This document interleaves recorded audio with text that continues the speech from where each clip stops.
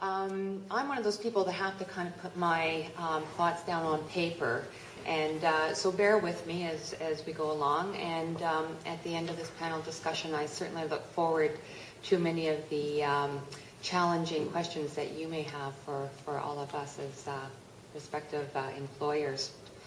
When Wendy initially contacted me and asked me to participate on this panel, she told me I would be the only one representing the archival community.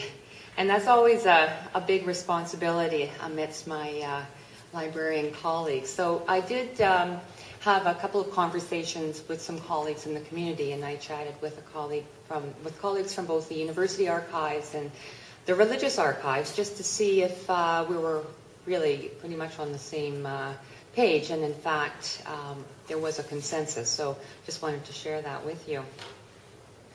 So what are we looking for in the new generation?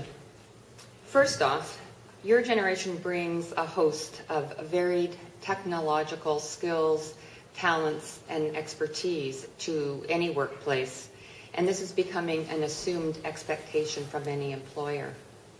Your facility with the social media tools, particularly the full suite of Web 2.0 tools, and their various potential applications for archival planning, is becoming readily acknowledged in the archival community.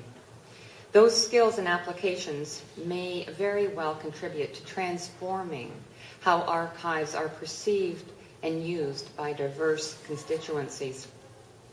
Many of you have probably visited, I hope you have visited, the City of Toronto Archives and seen our digitization program, which I have to admit over the past 5 years has become an extremely integral and critical part of our program.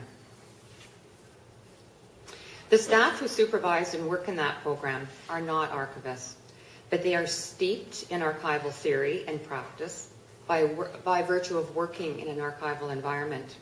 They are exposed to the full gamut of archival functions and services and activities because they scan and digitize documents for many purposes.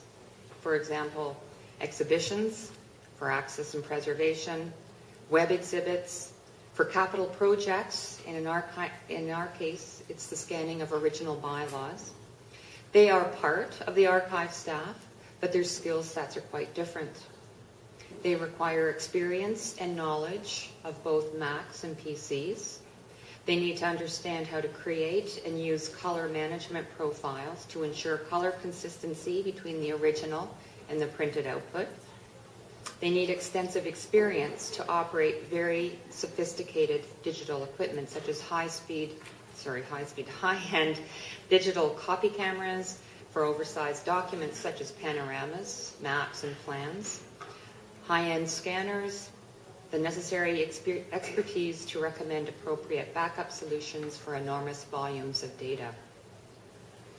And I mention this only because it demonstrates the developing integration of skills that any archives is going to require in order to move forward in the era of digital information and changing technologies. At the same time, archivists, at least at the City of Toronto Archives, are being exposed to a wide range of digitization practices and their respective issues and challenges.